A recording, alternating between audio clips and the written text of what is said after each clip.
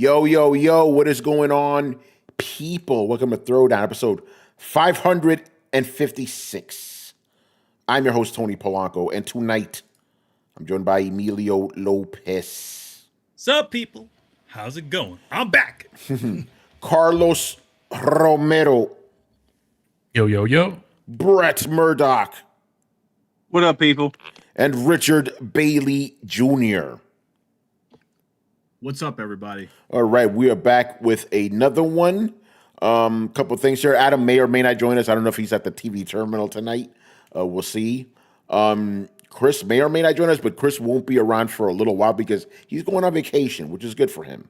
You know? Yeah, he needs some serious vacation time. That's quite a bit, like quite a bit of overtime that he has been doing. For this job he's doing. So and it's good. He's taking a vacation right before his birthday. That's right. And I believe Brian is still in Poland. I'm not even making this up. He's there somewhere. He's in Poland. What is he doing there? He's Polish. I don't even know what a Polish accent would be. I know. I just feel like generic Russian, you know. I feel like it's like some sort of Slavic. You know. Oh man, our boy. Go ahead. And then that's when that's when our boy chimes in. Yeah, because he's Polish. Yeah, I was gonna say, Big John. I went to his wedding. It was a Polish wedding. Yeah, it was a lot of what's the Borat type stuff. You know, I like. Yeah, hello, Tony. You're a very nice person. Yeah, it was like a lot of Borat people there. You know, they're all dancing and shit. It's crazy.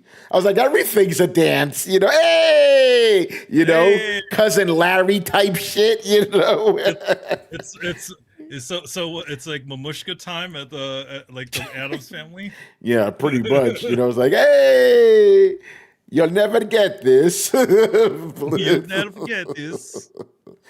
Oh man, wasn't Balky from like Greece? I think that's a whole other different part of the world. No, I think he was from like a fake place. Yeah, from Nepos, right? Yeah, he's from Nepos. Where's Nepos? That sounds Greek to me. It sounds Greek. I don't know, but yeah. Polish people hate Russians. Yeah, I know. I'm aware of that, but I'm an American. Yeah. To me, they're all the same. They all have. For Tony, they all have the similar Slavic accents. There you go, man. Sorry to all of our Polish fans out there. Yeah, shout out to Poland. I don't even. Yeah, all I know about Poland is they keep getting invaded. That's all I know. You know. And their best time, like their golden age, was when they were like linked with another country, Poland, Lithuania. You know, that's all I know. And I think they had the original Teutonic Knights in their vicinity. Ooh. That's some $50 history lessons right there. Yeah. Yeah, I could keep going. The Teutonic Knights would eventually go to front Prussia, you know. All right. Anyway, that's enough history for now. Oh, Barry Bird. Now we are so happy we do the dance of joy. Oh man. All right, so let's get into it. Interesting week in the gaming industry. The big story, I guess, there's some other stuff that happened, but the big one was the release of the Asus ROG Xbox Ally. It's finally out, and a lot of conversations have been happening. We've talked about this before because the conversation started way before, but now it really intensified. Is it or is it not an Xbox? So you have one side, So you have one side yelling it is an Xbox, other side yelling it is not an Xbox, and people have just been going at it. Ironically enough, all talk about the price has gone away because everyone's just concentrating on that aspect. As a matter of fact, if you go to the Tom's Guide YouTube channel, I did my video review of the system. Unfortunately, I don't have it here to show to you guys because I lent it to one of our video guys so we could mess around with it. But in the video, you know, the thumbnail is me holding it, and the background says this is not an Xbox. So that's my stance. I'm like, no, It's an ROG Ally. You know how I know it's an ROG Ally? Because I've reviewed the ROG Ally. This is an ROG Ally. But the main difference is, and this is how you could tell that these crazy people who were like angry at me in the comments were not watching the video, because I said this is the best Windows handheld ever, because they finally have a leaner version of Windows on it. Like it's very, very, like you do have to go through the initial Windows 11 setup and everything, but after that, you never have to see Windows again unless you want to, and it really helps with the performance and battery life. So I think it's a great system. And man, and Carlos, I think you could appreciate this. Those grips make a fucking difference, man. I know you said that with the Portal, like that shit makes a difference, man. It just makes it more comfortable and makes it feel like you can go through longer playthroughs with the handheld. I mean, when with a Steam Deck, it just feels like you're not gripping anything, man. You need some grip, You need some good grip if you want to enjoy playing games and other stuff too. But like, it's a must for me, man. After playing with the Portal, the Portal doesn't do anything other than stream, so it's unfortunate that that's all it does. But playing it with the controllers in mind is just something that I feel like it can't go back to. Yeah, no, absolutely. And it's funny, like, even though this is not like during actual gameplay, while I was filming the video, because I like to typically hold the handhelds like near my chest and stuff, and they're always so fucking uncomfortable to hold, right? But this one is like, ooh, like even though I was holding it backward, I'm like, this is comfortable as fuck, No, it's really great thing. It like. But no, at the end of the day, it is not an Xbox, because you can't play all your Xbox. If you could play all your Xbox PC games and all your Xbox Play Anywhere games, and there's a lot of them, but it's not an Xbox. But I'm like, to me, here's the thing. I understand, because Adam is firmly of like really mad about that, right? But I'm like, this is still, even though that is kind of a bummer, it's still objectively a great handheld, that Z2 Extreme chip. Fucking nice, because it has the latest version of FSR. For you guys who don't know, that's basically AMD's version of DLSS with the frame boosting. You turn that shit on, you're good to go. Butter, as Adam would say. But yeah, it is kind of disappointing that even though I would prefer if people were talking about how cool the handheld is and how Windows is getting there, because remember, Phil Spencer's been talking about this for a while. Like, we want a better version of Windows for handhelds. We're not talking about that. We're just talking about, is this an Xbox? It's not an Xbox. And whose fault is that? Microsoft marketing it as a fucking Xbox, which it is not. But yeah, what do you guys think about the machine and the chatter you've seen about it? Yeah, I mean, we talked about this previously. I was at first I was super hyped about the handheld because of the controllers. Yeah, the controllers, number one, and number two, the new OS. But after I figured out that it's not gonna have quick resume, I was like, I soured pretty deep on that. And then the second hitter was the price. It was like $1,000, because I'm not gonna get the lower end one. Definitely gonna want to get the X. And $999 was just too steep for all of that. So unfortunately, I'm gonna have to pass on that. But I'm glad people are enjoying it. But yeah, the criticisms about this is an Xbox are valid, because I know a lot of Xbox fans, including Adam, like you mentioned, were upset that you can't actually play the actual Xbox games they have in the digital libraries that they bought. So it's unfortunate. But maybe, I don't know, maybe Game Pass already has those games. I don't know who can cross-verify. Not Rockstar Table Tennis. Oh, that's it. That's the one Adam wants. He doesn't care about anything else. He wants that Rockstar Table Tennis. Yeah, man. So if Xbox can make it so the next ROG Ally has an OS that's even better, more optimized, and has quick resume, excuse me. Yeah, I might take do a toe dip on that. Well, here's the thing, right? Microsoft is gonna allow other like manufacturers to use that leaner version of Windows, so you won't be just relegated to this thing for that long. Actually, I have a question. Yeah. There's someone mentioned it being kind of funky getting Steam games into your Xbox. Did you ever mess with that? I didn't have a problem with that at all. I think this is both on the handheld and on my PC. On my PC, if you go into the Xbox app, I think it's like just do a toggle, and I think you may have to sign into whatever the launcher may be, like Steam. I think you have to do that at least once, but it's been fine with me. No problems at all. Real quick, Jeffrey, what's going on, brother? He goes, would you want to see that thinner Windows OS on desktop? For gaming, yeah. But the thing is, because when you toggle, because you have game mode, I think it's called, and then Windows desktop. When you switch to that, it becomes the full Windows experience, So it's not like even the Windows that you can navigate is like a thinner version. No, it basically, I'm calling it a thinner version as a catch-all. It's basically just puts all the main Windows shit in the background and just focuses on games. There are some apps that do this for you kind of already, but this does it to like an extreme end. But when you switch over to Windows mode, it's the full Windows experience, which is it's a clever way of doing it, I think.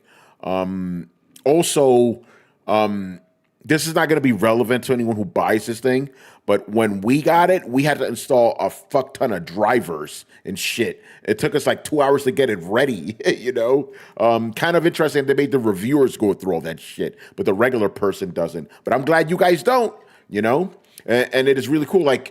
I'm going to ask a really stupid question now, Carlos. You're my Windows guy here. Is there a way for me to disable, me having to put my password into Windows every time I log in? Even with my PC, I have to do this. Can I disable that? You can do a fingerprint. If you have a fingerprint reader, you can do a what do you call it? A code, number code? No, I'm saying, can I get rid of that? Oh, the entire just log in every time? The whole thing, yes. Either way? Yeah. Oh, that's a good question. I don't know. Yeah, because on my PC I have to do that, and on this thing that's the only time you'll have to interact with Windows. When you turn it on, it's gonna ask you, what your password is. But after that, it instantly goes into the Xbox launcher, and you never have to see Windows again unless you want to. But I will tell people, if you buy this thing, at least once a week, make sure you do update shit, because this is still Windows. You will need to update stuff. No. So it won't just automatically do it for you. That I know of. I hope I'm wrong about that. But this is me. I'm just doing everything manually.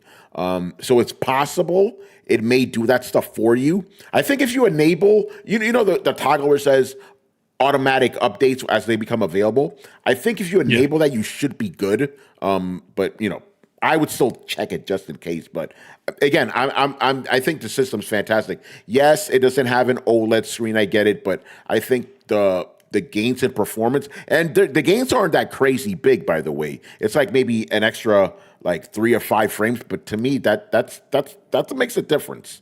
I also like the fact that you could toggle on the TDP, right? I think performance mode is 17 watts, which is really good if you don't want to drain the battery. But if you want to go ham, you go to 35 watts in turbo mode. That's what I did. And just like a gaming laptop, you want to get the real better performance, plug that shit in. I know that kind of negates the whole purpose, for some people. But I'm like, if you're just chilling somewhere, plug it in, you'll get even better performance in that. But yeah, overall, I'm very happy with the system, and I'm looking forward to seeing this version of Windows on the Legion Go 2 I reviewed recently, because that thing is fucking dope with the OLED big screen and everything, but it's still Windows. You still got to deal with all that bullshit. So if you get this version of Windows on there, that's going to be good. I still think SteamOS is better. It's more intuitive, but this gives you the versatility of Windows. Like who else been saying in the chat? Yeah, you could download some games that maybe aren't available, if you know what I mean. Emulate and shit like that. But yeah, it gets my stamp of approval for sure. But we'll see. But yeah, the conversation's just been funny, man. Because I'm like, it's not an Xbox, guys. It's not an Xbox. But some guys are going, Carlos, you'll love this one. One guy said in the comment section, saying that this is not an Xbox it's like saying a PS5 is not a PlayStation because it doesn't play PS1 games. That's just stupid. Yeah. Like what? Well, I mean, they don't advertise it as such. Yeah, they advertise it as a PlayStation 5. Right. You know? But yeah, it's dumb. I mean, I get it. Like there's a lot of people who want to knock on it. So, they got to say that stuff. But yeah, to me, it's the price. It's the price more than anything. I don't know if people are, I mean, it's probably selling decent. So it is. Might be wrong on this, but I think the price is probably the biggest, factor with this. Because from what I hear, you shouldn't want the lower value one because it's just not, it's no bueno. Yeah. We actually, my manager, Jason, he's crazy. He reviewed both of them, because they sent him both systems. He gave the other one, the lower spec one, a 3 out of 5. He's like, don't bother, man. He's like, don't bother. Performance isn't there. A sharing for Tony, who makes this device hardware, it's Asus. It's not Microsoft. It is not Microsoft. It is Asus. They make this thing, and to your point, what are the first 2 names that you see on this thing? Asus ROG. That's already an existing brand, bro. So that right there tells you everything. All it is a ROG Ally with the Xbox theme. That's it. Yeah, Xbox theme. The handles. That's pretty much. There's a big Xbox button. It's the same thing, man. It's literally like it literally just has an Xbox skin on it, and that's about it. There's nothing special about that. They didn't, they don't have the Xbox OS, whatever, or version of it. The blades working on it. It's not the OS, no. So it's a PC with it's a normal gaming PC, like handheld PC, gaming unit with an Xbox theme on it. Yep, pretty much. So yeah, it's not an Xbox, but it's pretty dope. I'll say that. All right, let me look at these comments. The black ROG Ally X should have been 8 inches. But again, the reason this is 7 inches is because, like Manny said, it's an ROG Ally. The middle of it is literally a regular Ally. It's just the sides that are different, So they weren't going to give you a bigger screen. They also weren't going to give you OLED. And they weren't going to give you a carrying case because the regular ROG Ally doesn't have any of those. I'm not making that as an excuse. I'm just pointing to the fact that what this is an ROG Ally. All right, man. Did you say which one you preferred over that one or the Lenovo Legion Go 2? This one. Here's the thing. I understand for some people the OLED overtakes everything. For me, performance overtakes everything, and performance and comfort. So it's like, oh wait, I get better frame rates on this thing, and the controller grips are good. I'm going with this one. That's just me though. Like one of my other colleagues, he's like, I don't give a fuck about that. I want that OLED. Mm-hmm. So I get it, man. Who else has the Xbox is basically running Windows 11 and Xbox OS on a VM. Yeah, but yeah, it would be interesting if like they could get the Xbox OS on that thing. And Coel, you mentioned this earlier. There are videos to this too. If you have like a regular Xbox, if you have a regular Ally, the original Ally, you actually can get that lean version of Windows on it. You have to do some workarounds. It's not easy, but you can do it. One of my colleagues also did it. He did it on the Legion Go S that comes with Windows. He installed the newer version and it worked out well. But you got to do a lot of tinkering and shit. But yeah, unless anybody else has anything you want to add to that, we can move on to the next thing. Also about hardware. So this week, reports started coming out from reputable people, by the way, that have gotten shit clear, right before, that the PlayStation 6 and the next Xbox will arrive in 2027. And I know some of you may be going, oh, that's too early.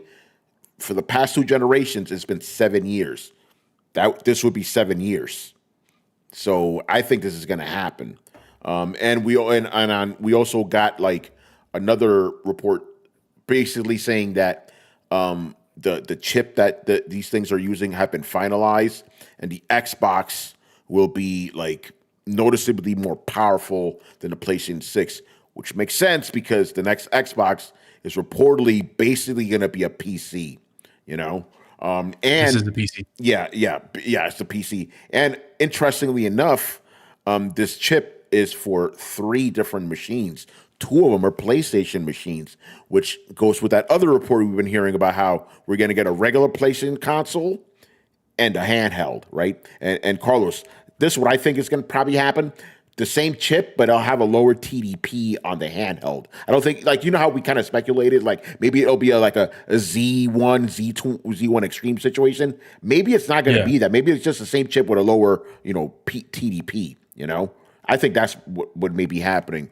But yeah, what do you guys think about it? Because again, when you hear it first, like, wait, 2027, it's too early, you know? But then you think about it, like, oh yeah, 7 years makes sense. But at the same time, this generation really got started, last year? Barely, you know? We're still getting remakes of shit. We're still getting cross-gen games. And as we talked about it on the previous show, none of us on here, and we're hardcore gamers, right? True gamer. You know, shout out to Icon, you know? Icon? None of us are exactly excited about these things, man. For what? What are we getting excited about? What games? We're gonna get fucking PlayStation 5 games on these things, bruh. You know, but Manny, I'll let you go to this, but I just want people to understand it's like this is kind of related to a conversation I had with one of my colleagues from Tech Radar. This is about MacBooks, but applies here, right? He was like, yo, why the fuck are we getting a new MacBook now? Like, everybody's fine with the M4. We didn't need another one. And I was like, yes, we did. Oh, now we did. Their shareholders wanted that shit, right? So I think part of this, the reason you're gonna absolutely get a new console in 2027 is because shareholders like, where's that new console? Where's the money? You know? Yeah. It's the same reason why they really when we said that they should have held on the PlayStation 5 during the pandemic, but they still released that shit then. Yeah, so they released new consoles during a fucking pandemic. You know that makes no sense. But again, they had to appease their shareholders. You know, if they waited a year, there probably would have been a lot more offerings too. Because remember, the following year there was a lot more. Yeah. So.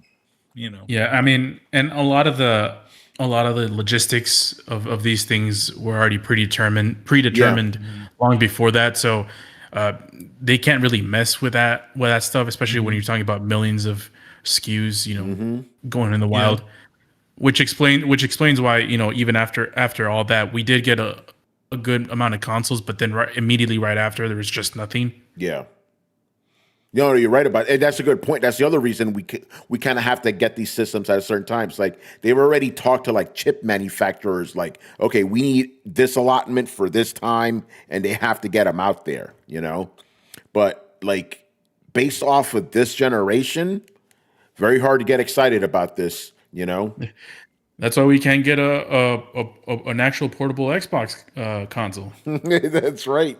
It's crazy. Yeah, somebody else has got to make it. Somebody else. That's right. Yeah.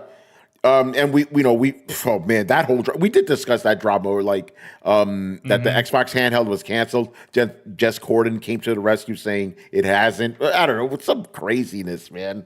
By the way, I like the code name of the Xbox system, Magnus. Magnus. This is pretty fun. I wonder what the hell they're going to call the Xbox. Who are you? I wonder what they're going to call like the Xbox 50. Like Xbox, you never know what the fuck they're going to call these things. Yeah, it's like we are one, and then it's like something else. I feel like at the very least, Ultra Magnus. There you go. Yeah, the Ultra Magnus. I feel like at least 10% of Xbox's consoles failures have been attributed to that stupid name, convention ever since the Xbox One. Like, come on, man. You can't name it an Xbox One when you're in the third one. Makes no sense. No, I agree. At least 10%.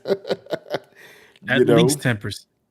The rest of them was Don Matrick and his Don Matrick, yeah. We have a console for that. It's crazy. It's funny. Speaking of that, there was a video that popped up not long ago about how badly it literally aggregated all the things that led to that to the state of Xbox currently. Yeah. Ironically, and this was maybe 5-6 years ago, I did a Tony's take on that. It was 5 years. Whoa. It was 5 years after that, that announcement. And I was like, they've never recovered. 10 years later, they still have not recovered. That's Donnie. Donnie, yeah. Don was an idiot. Damn, even Coel's saying that, Brett. Yeah, I'm not surprised by the 7-year time frame. I know we've had discussions about that, whether this was going to get extended. I never bought into that because I just felt like, if a pandemic didn't stop this one, the other things was just going to be smooth sailing. So yeah, 7 years, 2027. I mean, like Tony mentioned, the generation has yet to begun, or it barely just started because we're waiting for it to begin. I don't know where the hell the console defining generation games are. I mean, Elden Ring is a PS4 game. But I mean, we kind of adopted it as a PS5 just so have to, just so we can be nice. Yeah. So yeah, other than that, there really hasn't been that many of like, wow, like this defined the generation. A lot of really good games, a lot of great games, but nothing that made you believe like, damn, this is what made the generation. Cyberpunk, it was technically last generation, but it only worked in this generation. Yeah, we had to adopt that one too. That one was adopted too. So yeah, I mean, I wonder if, are we the only ones that feel this way about the consoles? I don't know how the general public and the younger generations are feeling about new console generations. I feel like most console generations used to mean something. Now they now it's like I feel like it was something for us that we used to look up to, and for folks who are younger than us, I wonder how they feel about new console generations. It might just be like, eh. Damn, Two Mecha says The Last of Us was the game of the generations because it was for 2 generations. It was for 2 generations. I'm telling you, man. I had this conversation with a colleague months ago, and I just asked him like, "Hey, what is the genre? What is the generation-defining game of this generation?" And as a joke, he said The Last of Us Remaster. I'm like, no, that's correct. That actually definitively defines this generation. What is this generation, right? Remakes and sequels. That's this generation in a bag right there, It's insane. No, correct. Well, fuck, you're right. It is 3 generations for The Last of Us. 3. Yes, 3. PlayStation 3, 4, and 5. Fuck, the GTA,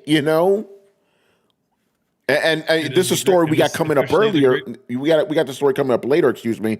Fucking, and was it Sucker Punch? They're like, we're a 1-game studio now. You ain't getting 4 games from us anymore. It's crazy. When is the last time they've done multiple games at a time? Must have been a while now. Yeah, because for a while they were just doing the Sly Cooper games. Like, what other games? Granted, they were pumping them out fast, but still. Yeah. But and then they did Infamous, and then Ghost of Tsushima was after that, and that's it. And they were the Infamous studio for a little bit, But they released a Sly game in the middle of that, It could have been. But we'll get to that in a bit. But yeah, just given how this generation has gone, I don't know, man. But I heard a rumor that Rich is very excited about the PS6 and Xbox. So, Rich, what do you say to that? Let's see if he mutes himself. Mr. Richard Bailey Jr., people who need to hear your voice. Oh, he may not be around. He's like, I don't know where you've heard that, Tony. There he is. Yeah. Yeah, sorry. There was a technical issue. I'm definitely not excited for the PlayStation 6 or the Xbox, whatever the hell the next Xbox was called. But as long as the coalition is around, I still will need to be covering games on these platforms. So I'm not going to say that I will never play on these platforms. But I'm definitely not excited. I could say that in confidence. Yes. Yeah, it's part of the job, right? That's how it is. Yeah. Yeah, man. But yeah, no, because I've seen people get very upset, like, no, it's not gonna happen. It's not gonna happen. Yes, it is. 2027. You can pretty much put that shit in stone, you know? And yeah, well, we are 4 generations of Zen, because we're on Zen 5 right now. And I believe PlayStation, what Zen generation of AMD was the PlayStation 5? Is that just 1 or 2? I'll look it up. Yeah, look it up. It is going to be 6, yeah. So, but at the same time, it's like, if we're not getting the games, what's the point of having all this advanced shit? You know? So, and I say that with a grain of salt, because, you know, I still maintain that graphics have plateaued. You know? We're not seeing the gains that we used to. Zen 2. Zen 2. So it might be 4 by the time. But we don't know if the new chip is going to be Zen 6. But I don't know, man. We've been talking about this all generation. I just feel like a parrot at this point, you know, repeating the same shit. But it is. You know. Let me say something about graphics. About graphics. Oh God. I feel like there's 2 things that are holding back graphics in video games. One of them is art style or lack thereof. You know, art direction. And 2 is the fact that everyone is using the same goddamn engine. Oh yeah, Unreal. Everyone's using Unreal, so they're kind of just, you know, use the same assets, use the same type of things. You know, the games look really samey. Yeah. I feel like sometimes the best games are made on, you know, best looking games are made on, you know, dedicated engines. I know that it's expensive as hell, but you know, Cyberpunk is probably one of the best examples. Even though it ran like shit, it looked great. You know, so Crysis with the CryEngine did it for a long time. Even the Metal Gear games, when you know they would come out on the Fox engine. So I feel like those games, and they looked really distinct from other types of games. Now they all look kind of the same. They have the same kind of coat of paint. Yeah, I mean, that's the one thing I can't say, at least say about Naughty Dog games. They look like Naughty Dog games, right? Because they're using their own engine. But it's becoming rare now. I won't be surprised if they go to Unreal eventually, you know? Oh, Sony Studios at least have proprietary engines, you know? But yeah, every other game, you know, is not. It's upsetting. All right, let's move on here. This was interesting. Steam has crossed 41 million players, concurrent players, and it's like gotten like 10 million extra people in the last like 5 years or something like that, which kind of shows you people are really moving to PC, you know, which is pretty interesting. That's a lot. That's the type of engagement I can appreciate. Yeah, exactly. Concurrent players, yeah. Let me see if I can. Man. Yeah, the site I linked to here just threw up. Oh, you're using a ad blocker. I can't read shit. But yeah, I'm not surprised, and especially now with the proliferation of like handheld gaming PCs, that kind of makes more sense too. You know. Yeah. So I'm not surprised by that, and it could potentially help Xbox. Probably won't. When they release their PC, they need to just change the name of the fucking brand. I think that brand is so tainted. Xbox, call it something else. Let's call it Windows Gaming. Windows Gaming. There you go. May as well, right? But yeah, no, I'm not surprised by that. Actually, I think me saying I'm not surprised is not bad, but the number is pretty crazy. 41.6 million. Excuse me? Yeah, I don't. I wonder if we've gotten these types of numbers from either PlayStation or Xbox. I highly doubt it. Because we get numbers like on PlayStation. What is it, like over 100 million subscribers or something like Yeah, that? but what about concurrent? That's the thing they're that's going here. It means people are engaged. Uh-oh. So let's see here. I'm reading this from TechSpot.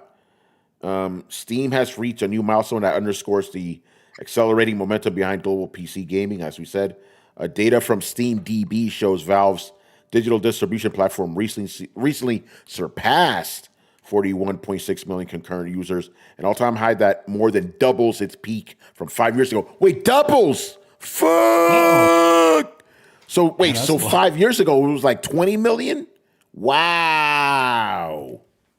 Yeah, concurrent. So I guess it has to be like this one event where just everyone is playing at the same time. Maybe some couple of games released around that time, and maybe it's not new users. It could be like everybody just decided, let's get on right now, son.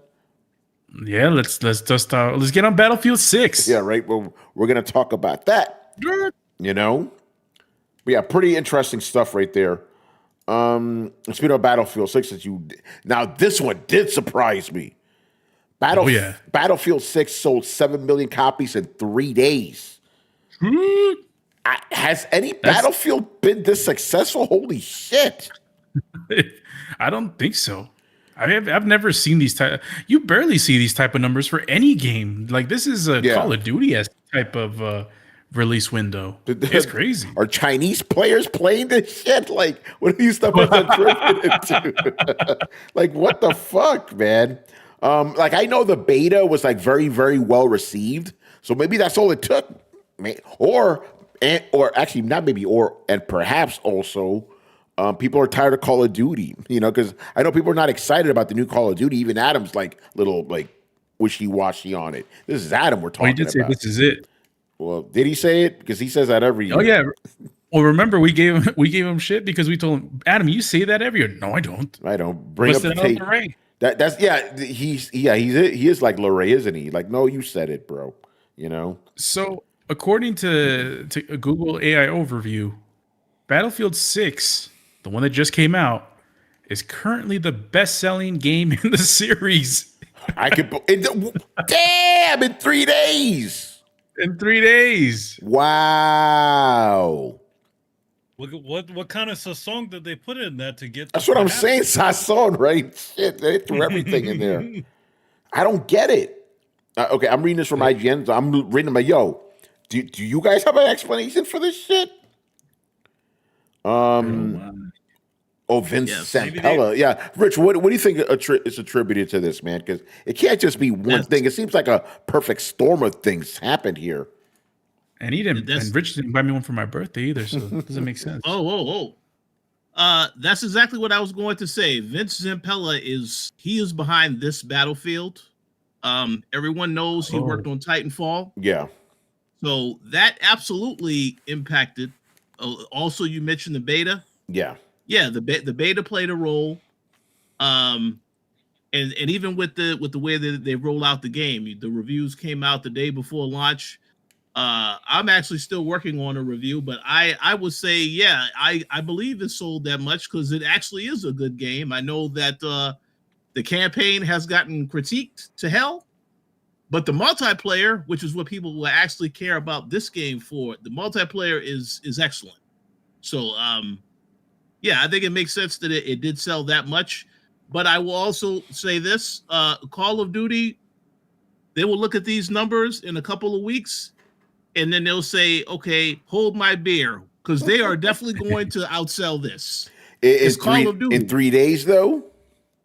Well, I don't know. No, I don't know about 3 days. I have no idea about 3 days. I know that, obviously, Activision is definitely shook with Battlefield because the previous Call of Duty, I believe, they were offering a free demo for that the same day this game came out. So clearly, yes, they are paying attention to what EA is doing. And then the other thing is we hadn't seen a Battlefield in a while. So usually when the game releases, it gets a pretty good response. Obviously, this one shows people were definitely looking forward to this, also because of the people involved in creating the game. But yeah, congrats to EA. But I think Call of Duty is definitely going to outsell this game. It probably will not be 3 days, but definitely will outsell this game. That's what I think. Yeah, I think over time, yeah, because it's like you said, it's Call of Duty. But this is like massive. This is crazy. I like how IGN says it's a stunning return for the Battlefield franchise. Return? They've never seen numbers like this before. You know, this is crazy. Well, maybe they mean by return, like where they return again for this year. No, they meant return. They said, you know, because the last game flopped, absolutely flopped. You know, Was that Battlefield 1? Battlefield 2042. Yeah. So yeah, we'll see. How? I mean, yeah, I do think Call of Duty will ultimately win, but maybe that's what we need to do. We gotta tell Adam, Vince Zampella made this game, man, because Adam doesn't really care about Battlefield too much. You know, he's a duty head. He's a duty head. Oh no. He is a duty head. DUTY, you know, not the other duty. Yeah, tell him that. It's like, yo, the guy behind Titanfall made this. I was like, it's like Titanfall? And it's in New York? It's in New York? So I think we could definitely ask him that. I did tell him they have a level totally devoted to Brooklyn. And it reminded me of, The Division when I played it. I told him this. He still wasn't impressed. So, yeah, let's ask him about the Titanfall, see what he feels about these people working on it. I'll tell you this. Every time Adam talks about Battlefield, it's always on the defensive. Always. So, it's sort of like you guys mentioned the inner Call of Duty head, where it's like, I got to be on the defensive every time people talk good about Battlefield 6 or Battlefield in general. That is kind of interesting. Go ahead, Rich. One last thing I will add about Call of Duty. Obviously, yes, that's another game that people will be playing for the multiplayer. But for those that actually care about the campaign, it's a 4-player campaign. So I kind of think that, because that's the main reason why Adam told me, yeah, I definitely want to play that with you guys when the game comes out, because you can play up to 4 players. So I think I'll be curious to see how those numbers are in relation to that. But obviously, they're going to say, forget about the single player. We just want the multiplayer. We don't care about no campaign. We just want to play the multiplayer maps. But we'll see what happens. Yeah, and then I'm wondering, like, can it maintain this momentum? Like not just in terms of like sales, because I don't think it's going to sell like another 7 million another 3 days. But like, will people continue playing this? In the long haul for the weeks and months to come? It'll be interesting to see. But, like we always say, competition is good. So if this is giving Call of Duty even some kind of competition, I think that's a good thing. Even though it is just another modern warfare type of game, Oh, man. All right. So, yeah, we kind of talked about this. So let's get into it. So yeah, Sucker Punch says that it will remain a single project studio for the foreseeable future. They said they, just don't have the resources for like to make up multiple games. They're like, we don't even have enough to make a remaster of something. Like, we're just gonna work on one game at a time. And I think this is just kind of, even though I know we've gotten a bunch of remasters, but it is kind of indicative of the game industry right now. It's like these games just take so long and it costs so much money. Although I heard that Ghost of Yotei wasn't super as expensive as like, Concord or something like that. So even if this game, and we're going to talk about the sales in a bit because there's some funny stuff happening, but even if the game doesn't sell like 50 million copies, it'll probably do okay because it didn't cost that much to make, Well, I mean, it kind of already just jumps off of the backs of what the original game did. Yeah. Like, you've played it. Yep. it's pretty much more of the same. Yep, Rich too. Some more of the same. Yeah. Yeah. The only thing I would say to Sucker Punch, whatever the next project is, no more Ghosts of Yotei. Take a break from Ghosts of Yotei Tsushima. Just do something else, because they really can't do anything more with this franchise. Unless you're going to do another game with Jin. I mean, I don't know what else they can do. Yeah, I agree. I always say like, I felt like in general, it felt like more of the same because they chose to go with the same culture in Japan. Where, in other words, they could have done something about the Ainu culture, and it would have been totally different, a totally different type of game.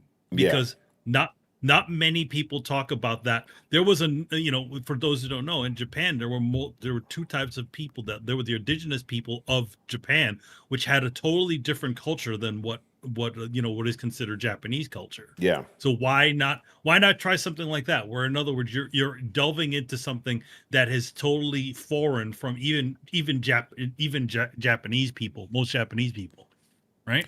Yeah, because they go for the easy way out, Yeah, I mean, yeah, they wanted to make another samurai game, and that's, but again, like, not even Japan has even really, that, you see that culture kind of represented slightly in other games. Like, you'll see like Nakurudu from Samurai Showdown. She's from that culture. There's this new show that's currently on, anime that has Ainu people in it. They're in it, and spread out there, but there's never really been like a full on like movie or game about that. Yeah. So this is what Sucker Punch had to say. The truth is that whatever we do next, whether it's continuing Ghost or going back to Sly, the decision is really more limited by, again, our cherishing of focus and time to iterate, which means that we really can only do one thing at a time. If we were good at juggling 4 projects, yeah, we'd have a remaster and let's go do one of those and do some fan requests, and that would be really popular, but we only get to do one thing. So it kind of has to be your best idea, right? And that's really clarifying. It's not like there aren't 15 good ideas, but you only get to do one.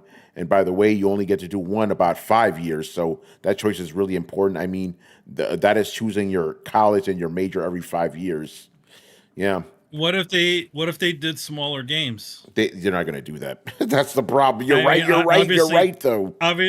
Obviously, it's, you take those two 5-year games and you split them into 2 smaller titles, you can have more games out. I don't know, but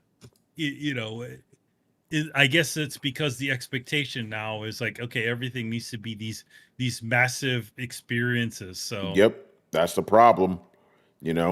Massive experiences with like every type of gameplay possible, so just focusing on something. But I feel like I definitely feel like, though, the reception of Ghost of Yotei may dictate what they do in the future, though. Yeah. If that game didn't do amazingly, I don't foresee them going down that line and making another one. Yeah. So close. No, I agree with that. But yeah, what do you guys think about Sucker Punch saying they're basically a one studio developer now, or one game developer now? I mean, it is what it is.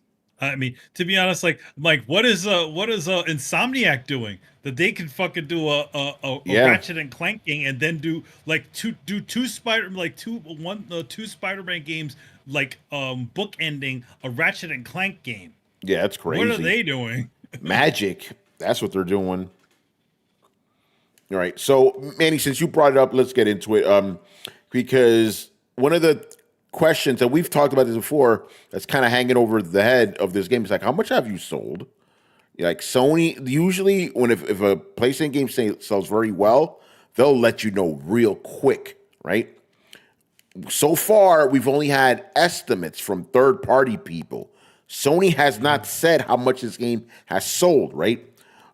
So this week, a report came out saying that Ghost of Yotei was like the best-selling game of the week, right? In Europe. Since when are we going with European sales all of a sudden, right? which is kind of interesting.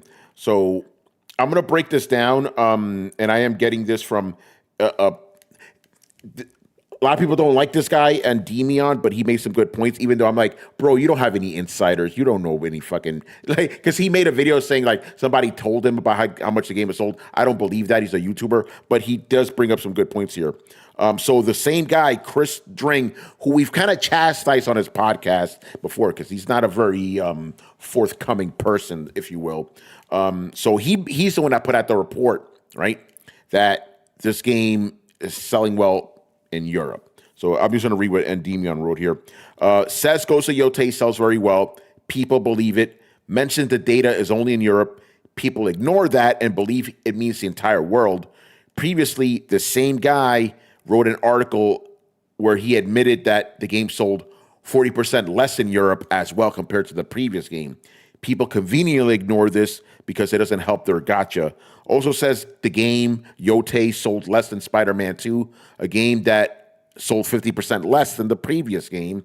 Article mentioned 0 actual sales numbers, which is true. So it sold well that week, but the game, and the same guy admitted the game has sold 40% less than the previous game.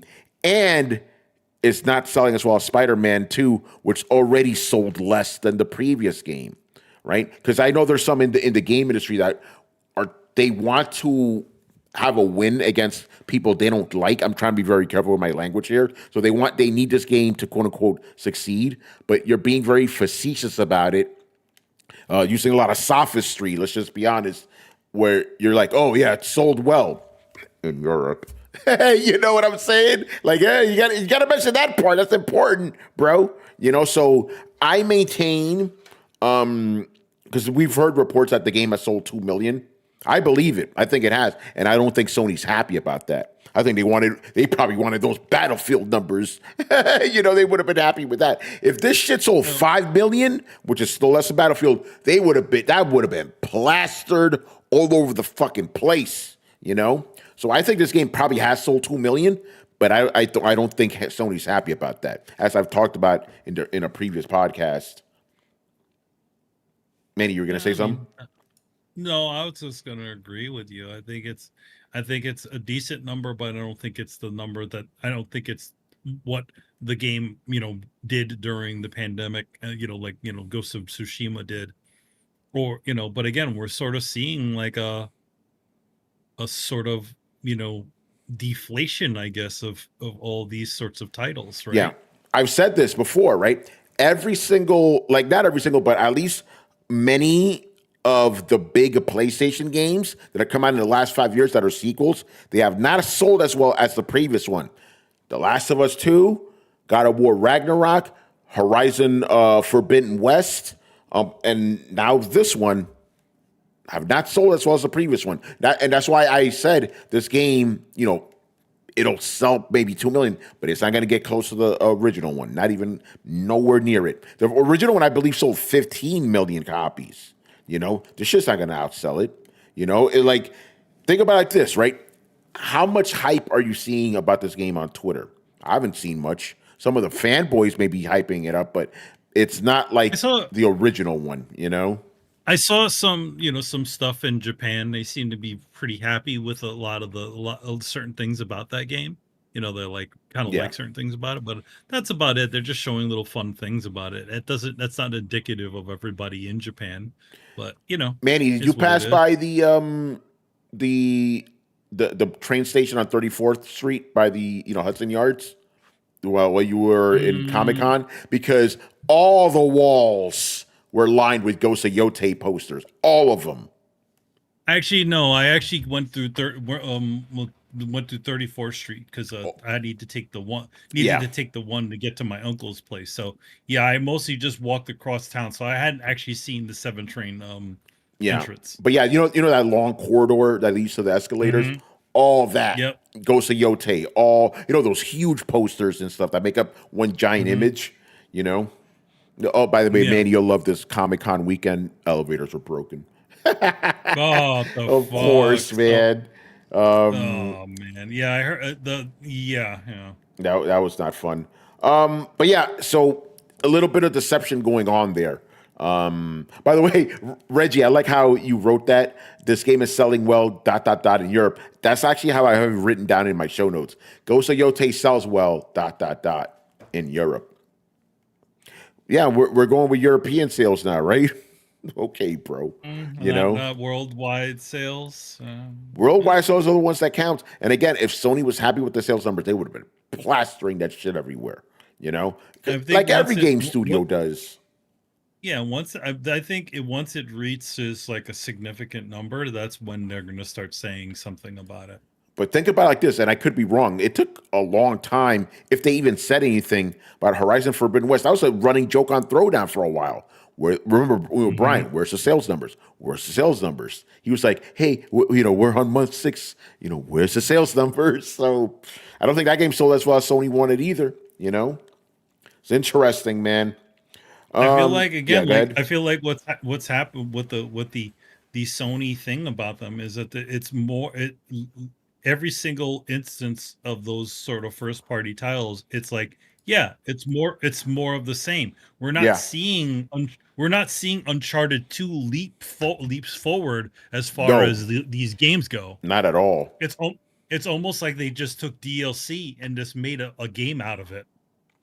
I don't know if we talked about this on the show, but I think this is a good time to bring it up. There was an article like a month. No, we did talk about this. We talked about it off air. There was that article from IGN about how all the major PlayStation games recently have been about either grief or revenge. So I'm wondering if that's also playing a part into not the article, but like another one of these fucking games. Here we go. The world's all fucked up. Let me play a game that's going to make me feel even more fucked up. I don't know if that's the case, but Ghost of Yotei riding that same ground. Lost my family, gotta murder everybody. I will say this. Go ahead, Carlos, and then you go, Rich. No, you go first, Carlos. You're talking. Real quick, I wish that was true, but Astrobot didn't sell as well, like as some of those higher echelon type games, for the Spider-Mans and those type of games. But it was also a lower budget title too, so it did well for what it was. Yeah, and that is a good example of a game that isn't about grief and revenge. Because I'm not saying it is. I'm just posing a question. I'm not making a statement here. Yeah. No, yeah, but like what I'm trying to figure out is like if there ever was like counter programming to the whole grief games that the PlayStation likes to do, like it would have been that one, and that one won Game of the Year.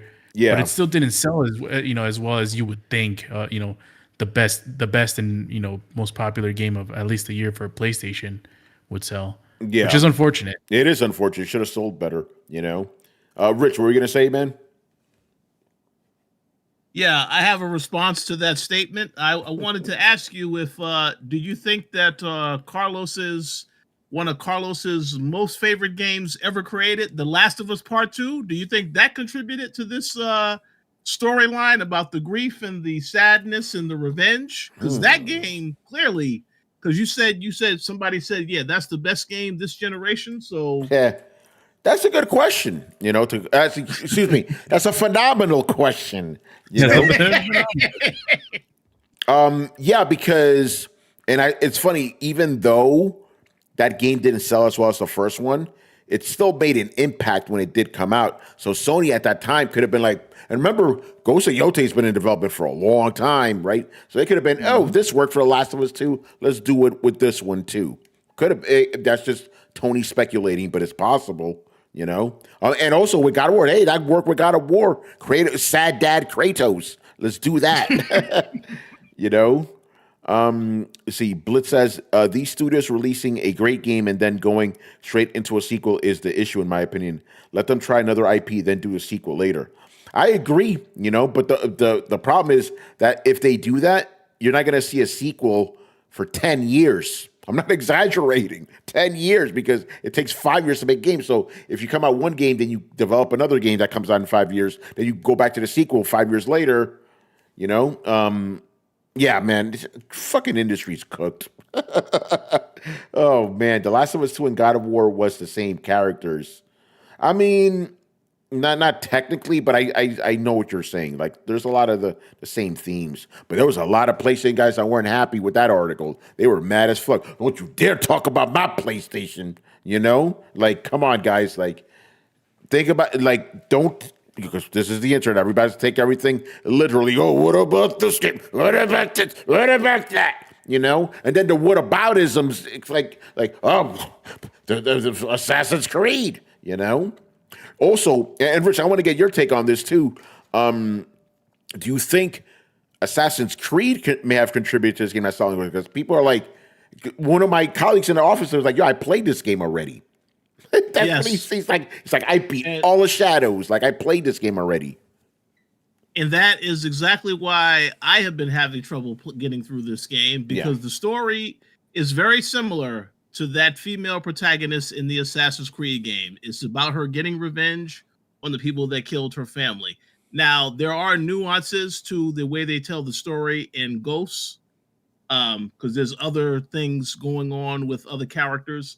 But it pretty much feels like it's the same thing. I need to get revenge and kill all these people one by one. So, and I think now, obviously, Ubisoft would love to hear this. Yes, we want all the sales. So, yeah, you damn right. This needs to get more attention than Ghost of Yotei. But yeah, it feels that was my main critique when I saw the game, when I saw them releasing the trailers, and I thought to myself, this feels exactly like a game that I already played this year. So do I really want to do this again? But yeah, there are definitely similarities. So I could understand that being an impact. Yeah. All right. Before we move on to the next thing, I just saw this on Twitter. And Jeff, if you're still in the chat, it looks like Shanghai is part of Team Falcons. Does that mean the Saudi Arabians are going to cheer for him finally? You know, I complained about this on a previous show. The Saudi Arabians, they have their like esports thing, right? And they only cheer for their guys, you know? So now I'm guessing they're going to finally cheer for Shanghai, even though he's been winning these fucking fighting game tournaments forever, you know? I hate that. It's like, you cheer these people on, bro. They're putting on a show for you, you know? Yeah, it's crazy. It's unfortunate that it's like it's only just one direction. They're only cheering for their person. Yeah, like Manny during the finals, I believe it was for like Fatal Fury. Quiet, because the two guys that were left, they weren't part of Team Falcons. Like, what the hell is the finals? Go nuts, you know. So yeah, that's crazy. All right, so the last thing we're going to talk about, and you know, this is something obviously we never want to do, but have to. We gotta dedicate some time to someone that's passed away, man.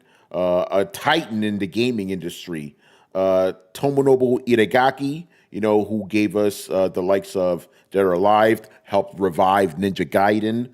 He unfortunately has passed away at the age of 58. So I definitely want to, you know, give the man his respects, because we all enjoyed his games, you know.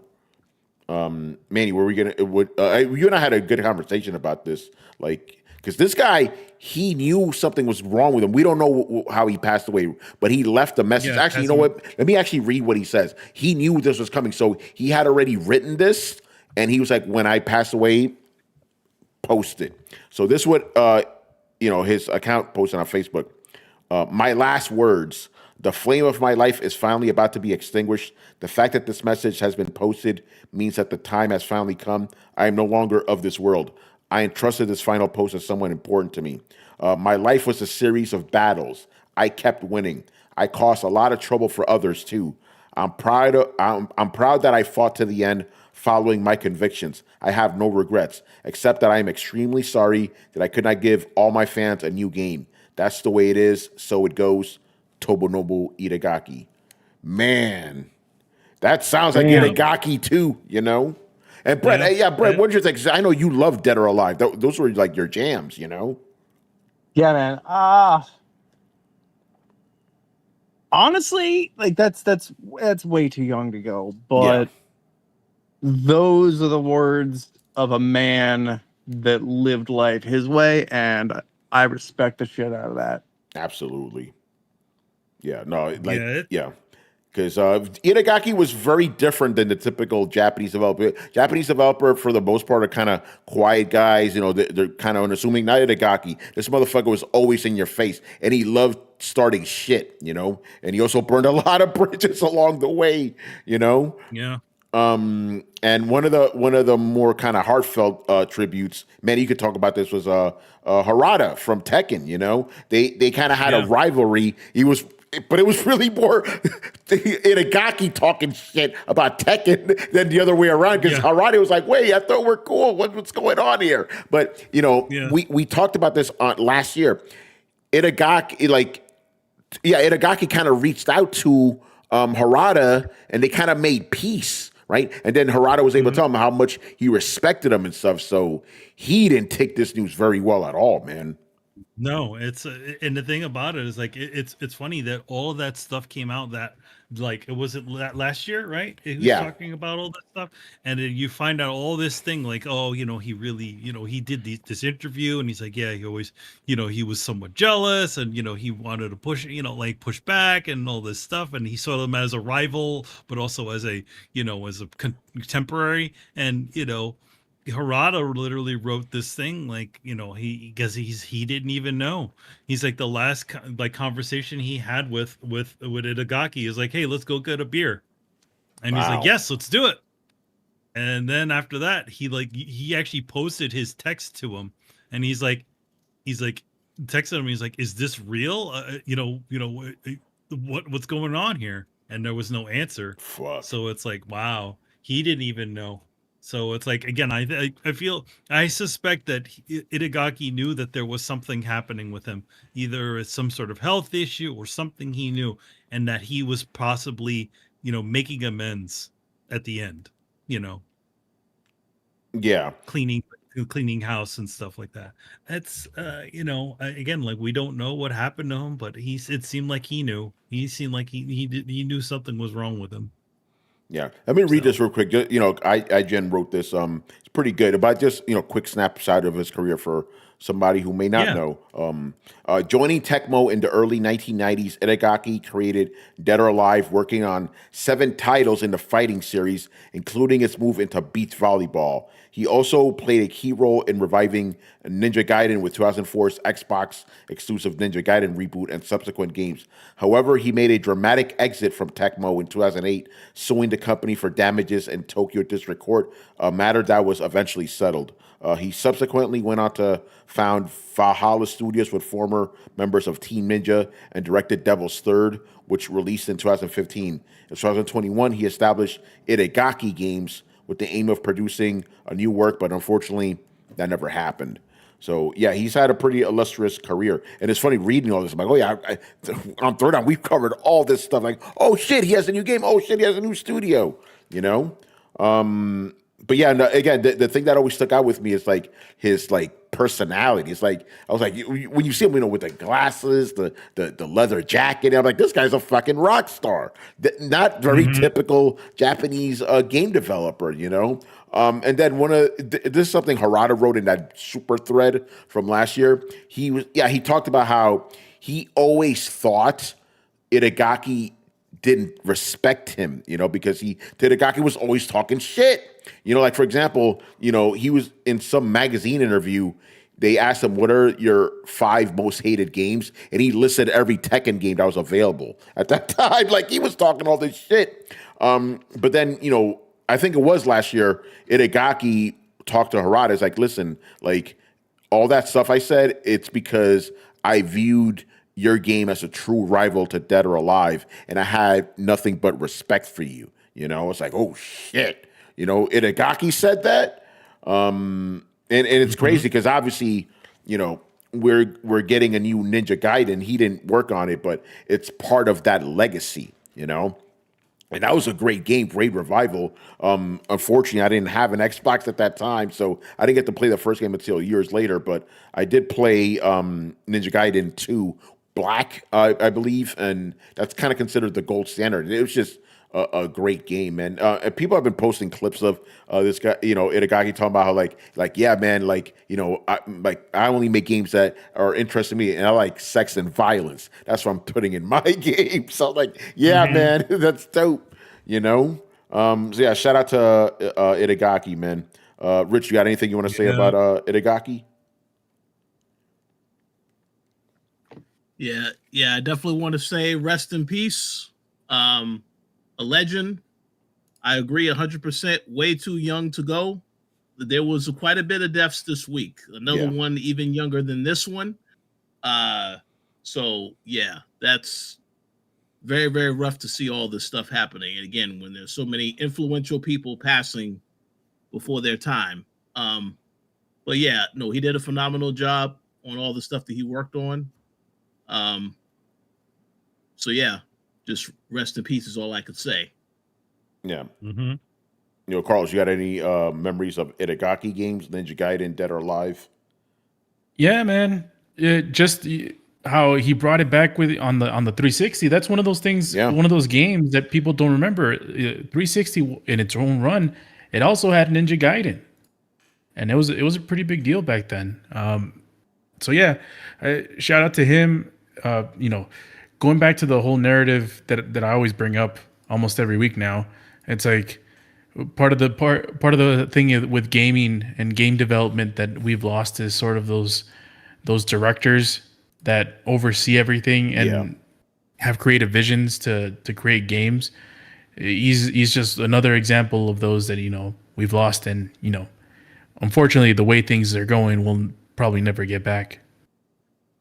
Yeah, and even though I knew this was not going to happen, because again, Itagaki burned a lot of bridges, there was still a piece of me that held out hope that he would come back to Dead or Alive and save that franchise and maybe come back to Ninja Gaiden. Again, I knew it was not going to happen, but there was still that little bit, because like you said, he was one of those directors where you felt his presence, and when you play games that are franchises that he helped make that he didn't direct, you feel the difference. There was that certain edge.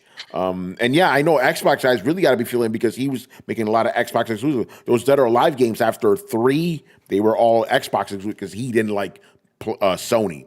He had a problem with them, So he burnt that bridge too. But yeah, man, shout out to Itagaki.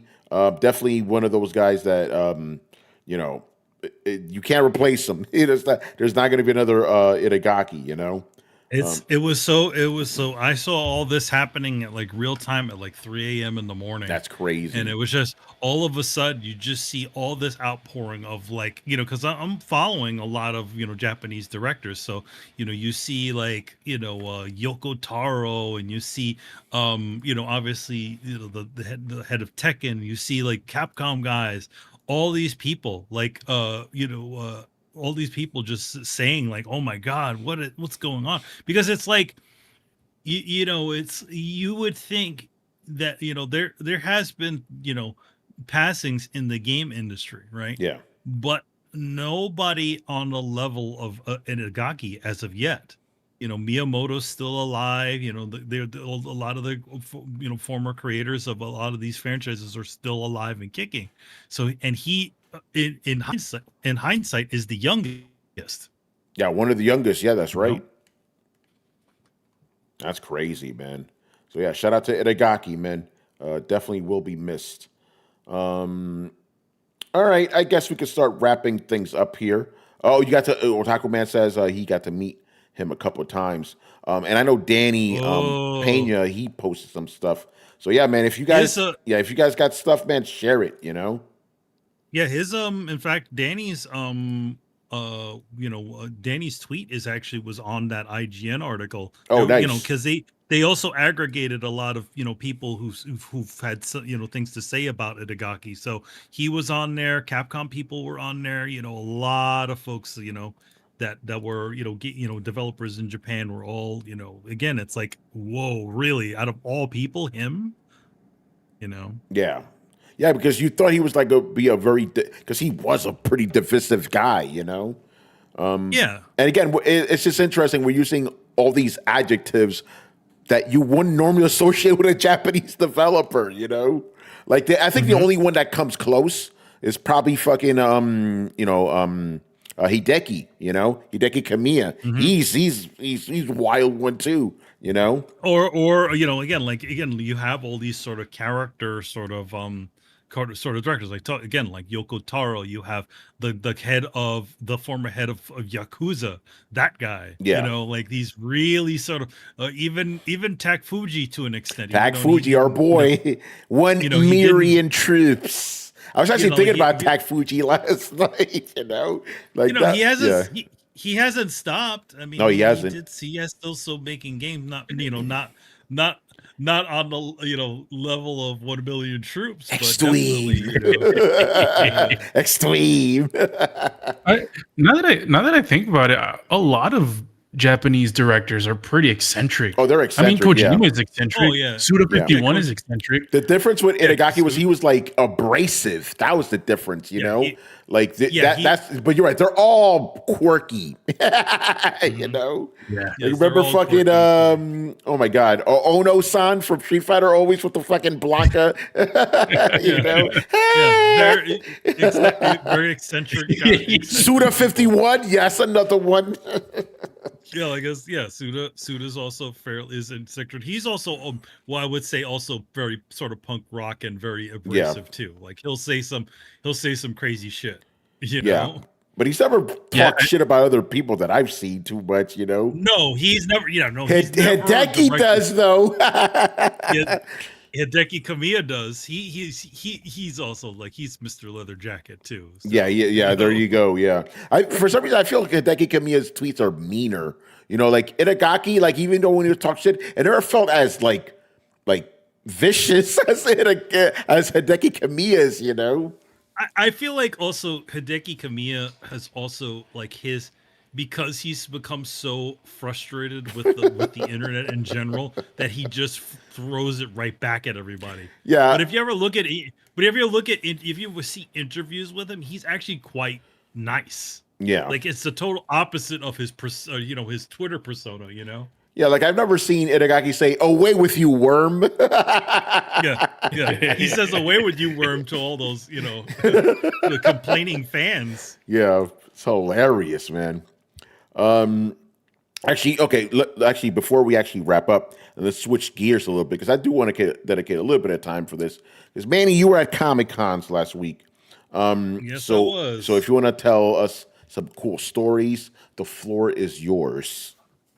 I mean, it's one, sort of by the numbers, sort of Comic-Con. Though I would have to say it was nice to be back after at least 2 years because I have not, the way Comic-Con and a lot of conventions goes. No matter if you apply for it, it still all depends on your reputation and whether they still have to choose who they do. So who they put in. So this year it was nice to come back, and it was a good time because it was like they had a lot of the Metal Gear voice actors in to do signings. There was a lot Marvel and DC actually had booths this year, which is crazy. I think it's been over 10 years since they've had booths. I don't know about 10 years, but it's been a while. Yes. It's been a long time since they've had not had booths, so it was nice to see that again. At the table again, it was really nice to see all the folks that decided that came to visit. Dio came to visit. Obviously Barry Burton is always great to see him. Yeah, man, super cool to have him there. You got a couple little things from Barry there. I forgot to wear the hat tonight, but I forgot. I gotta bring that for the next show. Yeah, so people see it. And the Midnight Club. Club hat that he got with the thing there. Barry Burton just said hashtag boycott your Comic-Con 2026. and then he'll be be there too. So and again, seeing, being there and people that remembered me from the last time I was there. You're like, hey, you haven't been here for a while, have you? I'm like, yeah, I haven't been here for a while. And again, it was a really great experience to sort of be back there again. And I got to connect with a couple of people I hadn't seen in a while. My neighbor, who was right next to me, he actually is somewhat game connected. Oh, 'cause nice. he currently draws the Little Nightmares comic for Oh, wow. for Namco Bandai. So he was, I was it was I like how you went with the old name. Namco Bandai or Bandai Namco. It's Bandai Namco now. Yeah. So yeah, he's the artist for those books. So it was nice to talk to him. He's from like Sweden, so he came in all from literally the other side of the world to do the show, and he did very well. So it was nice to meet him and hang out with him. Have a nice neighbor to talk to, because I was, unfortunately, this year I was all on my lonesome because my buddy, who's usually helps me at the table, he had some health issues, so he couldn't make it in. Oh, man. It was, again, like it was just a lot of really cool things to see. A lot of people came to visit. Kari came on Thursday. Nice. My longtime partner in crime in comics.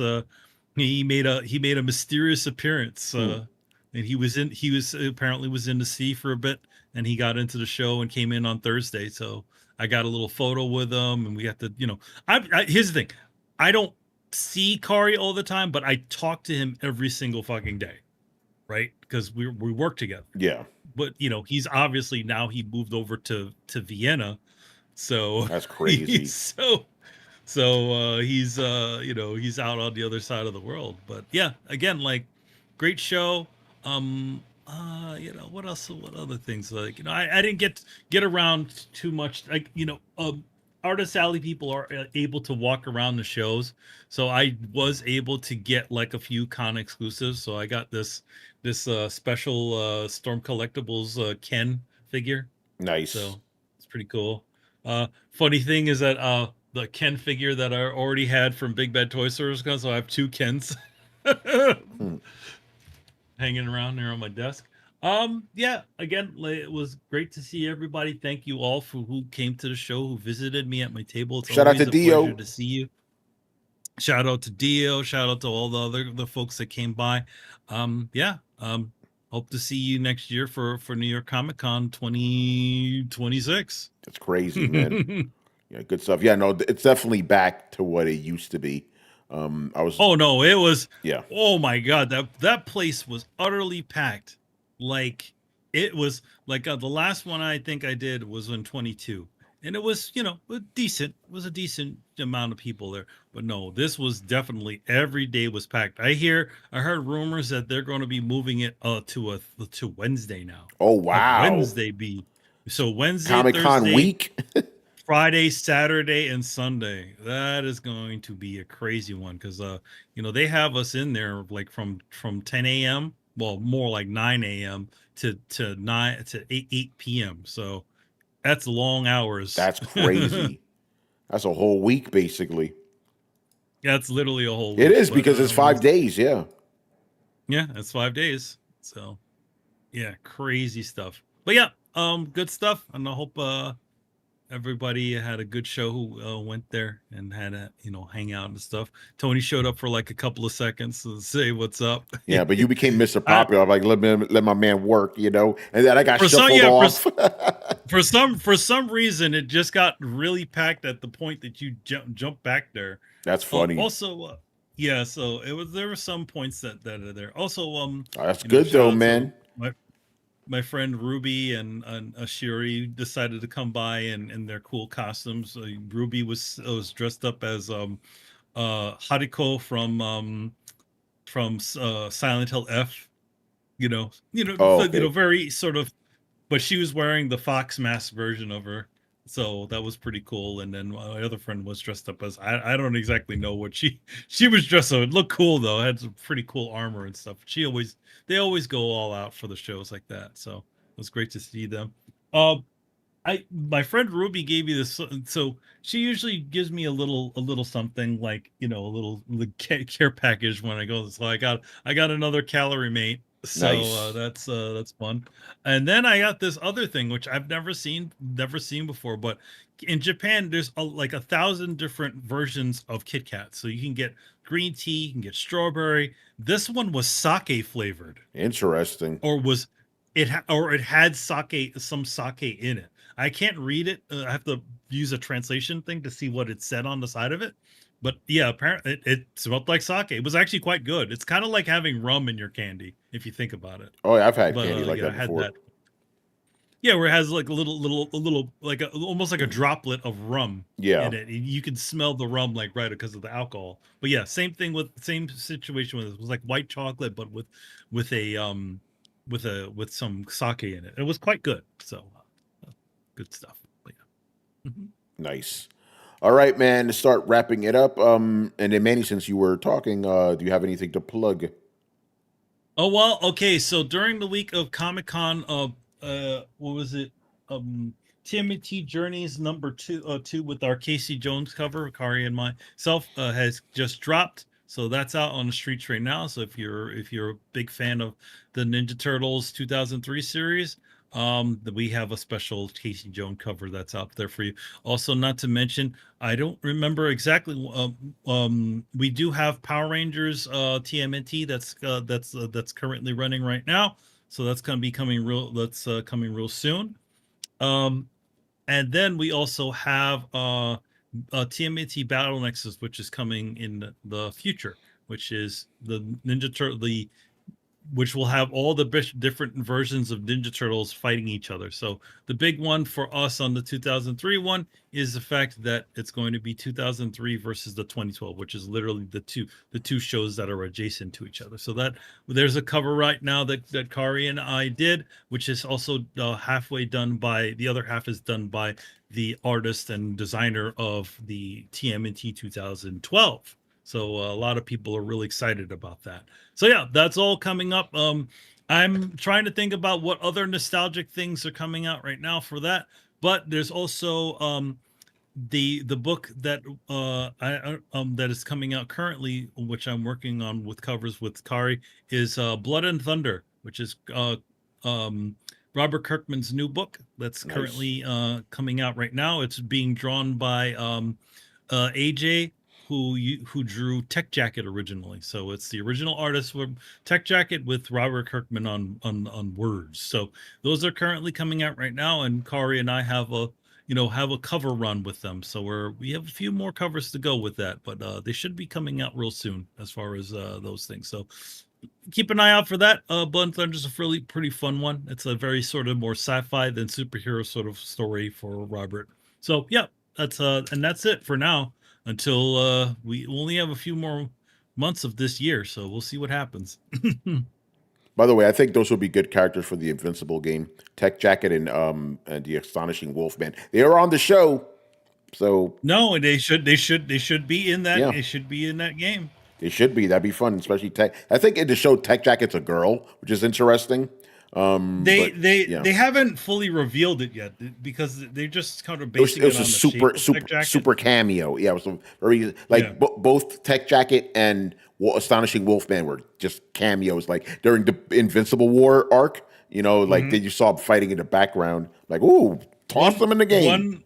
One good thing about having them, because funny enough, me and Kari were a part of that Invincible War. In fact, our first issue on for the revival of Tech Jacket was an issue of the Invincible, where he's fighting literally a bunch of Invincibles. Yeah, and it's funny because of Tech Jacket showing up on that, in those books.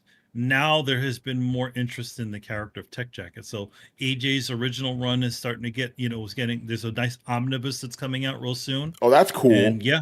Oh, because Tech Jacket appeared in the show, people are like, oh, what's that? Yeah, people are more interested in the character. Like, who's that character? Oh, that's Tech Jacket. That's the other Robert Kirkman character that was running at the same time as Invincible. Yeah, he was a lot of characters at that time. And Wolfman, the other one. Wolfman's more Astonishing Wolfman's more of a later character, but yeah, he was also a part of that Invincible, and he has made cameos in there. And there's also that I can't remember that FBI guy. I can't remember his name. He's also popped up in Wolfman Cecil? as well. So Yeah, he has also been in it as well. So Yeah. there's a big old connected universe. Yeah, I think Astonishing Wolfman, he didn't appear in Invincible War. He may have appeared in one of the other wars. I'm not going to spoilers, but if it's Invincible, you know there's going to be another war of some kind. There's going to be some sort of Viltrumite war. That might something. happen. Yeah. Yeah. All right. And Rich, what's coming up on the Coalition this weekend? Mr. Richard Bailey Jr. There he is. Yeah, so first and foremost, shout out to Mr. Adam Vale, the TV terminal. I always forget how many shows they're covering, but I will just say check out the channel, stay tuned. I may actually be on their next recap for Gen V because I have been watching that show and it is the season finale. So look for that. As for what we're doing here at the Coalition, this weekend is the season finale of The Walking Dead Daryl Dixon. So Mr. Adam Vale, Carlos Romero, and myself, we will be recording that finale episode. You can look for that on Sunday. Stay tuned for that. And as for what else is coming, there's some reviews that are currently being worked on. One very important review that's coming very soon. So stay tuned for that. That's all I can say right now. Yep, that's all we can say, but if you've listened to this episode carefully, you may know what it is. That's all we're going to say. Yeah. All right, man, I start wrapping up, so make sure you follow Throwdown on Twitch and Twitter. Subscribe on YouTube and join the Discord. Shout out to all the new Discord members. You guys are awesome. You could also find us on, your favorite podcast app, whatever that may be, whether it's Spotify or iTunes, we're all over the place, so go check us out. Links to everything down below. Once again, our show is Tony Polanco, and tonight was joined by Emilio Lopez. See you next time. Carlos Romero. Peace out. Brett Murdoch. Deuces. And Richard Bailey Jr. Have a good weekend, everybody. All right, guys, we shall return on Sunday later. Peace.